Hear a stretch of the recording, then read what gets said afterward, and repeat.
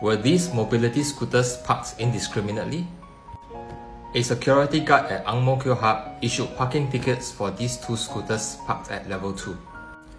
They interrupted a family lunch and asked the two elderly users to drive the scooters down to level 1. In response to Straits Times queries, AMK Hub said it was for the safety of other shoppers.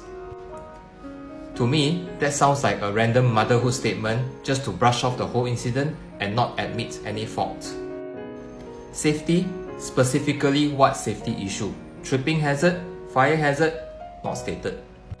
Looking at how the two scooters were parked, I think the two elderly users were already very considerate. They were lined up nicely at the side of the corridor behind a pillar. They weren't obstructing traffic and it doesn't seem like anybody was at risk of tripping over them. How about fire risk? I know there's a lot of news about PMA catching fire, but from an industry insider's perspective, I can tell you both of these scooters are using lead-acid batteries, not lithium batteries. It is the lithium batteries that are catching fire, not lead-acid batteries. Therefore, these two scooters were not a fire hazard. And even if they use lithium batteries, so what? If you allow wheelchairs and not mobility scooters, the truth is most electric wheelchairs nowadays already use lithium batteries. Why don't you ban electric wheelchairs as well?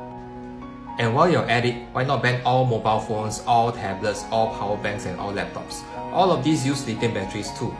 Aren't they also a fire risk? So I don't see fire safety as a valid reason for asking them to move the mobility scooters. Anyway, they only asked them to move the scooters from level 2 to level 1 and not from the mall completely. You mean level 1 got less fire risk than level 2 meh? Doesn't make sense, right? Seriously, I hope all mall management staff show some compassion to the elderly with walking difficulties.